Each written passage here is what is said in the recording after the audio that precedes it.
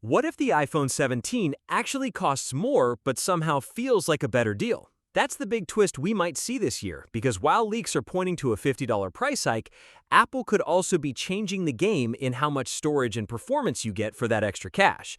Let's break it down.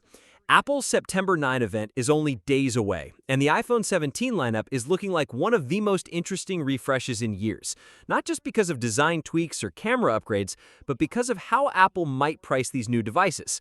For months, rumors have circled around a $50 increase.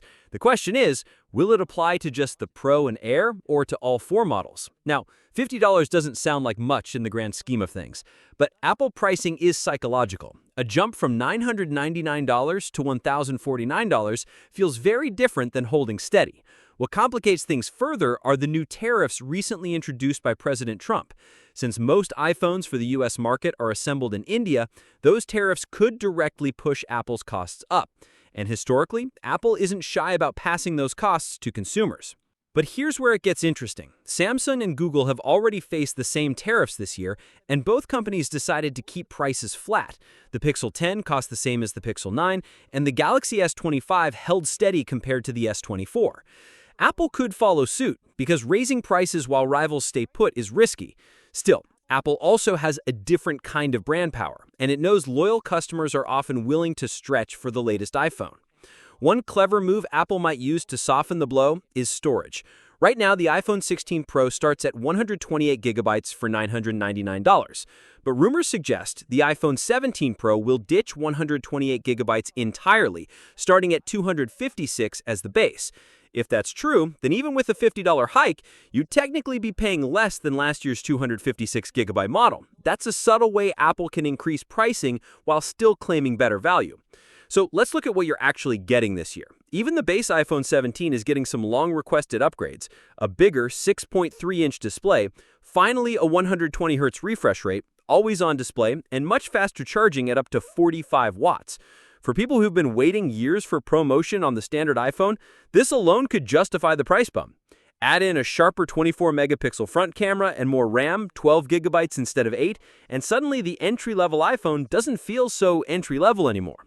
The Pro models are where Apple is really pushing the envelope. A redesigned camera island with a nearly edge-to-edge layout, a brand new 48-megapixel telephoto lens with 5x zoom, and 8K video recording for the first time.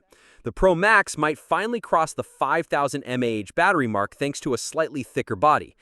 And if that wasn't enough, leaks suggest a new anti-reflective matte finish for the display, possibly borrowed from Apple's iMacs and iPads. All of this paired with Apple's move from titanium back to aluminum signals the biggest Pro redesign in years. Then there's the newcomer, the iPhone 17 Air. This replaces the Plus model and could be Apple's boldest experiment yet. At just 5.44 to 5.5 millimeters thin, it would be the thinnest iPhone ever, even thinner than Samsung's Galaxy S25 Edge. It's expected to ship with 12 gigabytes of RAM and a titanium frame, but with some big compromises: a single 48-megapixel rear camera and a tiny 2800 mAh battery. That's the trade-off for extreme thinness, and it'll be fascinating to see if people embrace it. So here's the big picture. If prices do rise, Apple will justify it by giving users meaningful upgrades across the board. The base iPhone finally feels modern with ProMotion and faster charging. The Pro models leap into 8K video and serious camera upgrades, and the Air delivers a new design direction, even if it comes with sacrifices.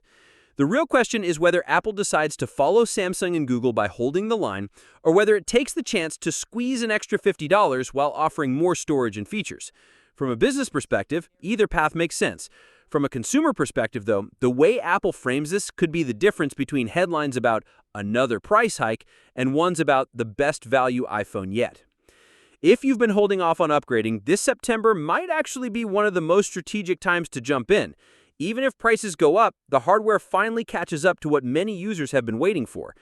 And if Apple keeps pricing flat, then we're looking at one of the strongest iPhone lineups in years without the sting of extra cost. Either way, the iPhone 17 is shaping up to be more than just an incremental upgrade. It's Apple recalibrating the entire lineup, from the base model all the way up to the Pro Max. And that $50 question? We'll have the answer very soon. What's your thoughts on this? Let me know in the comments section. See you in the next video. Take care.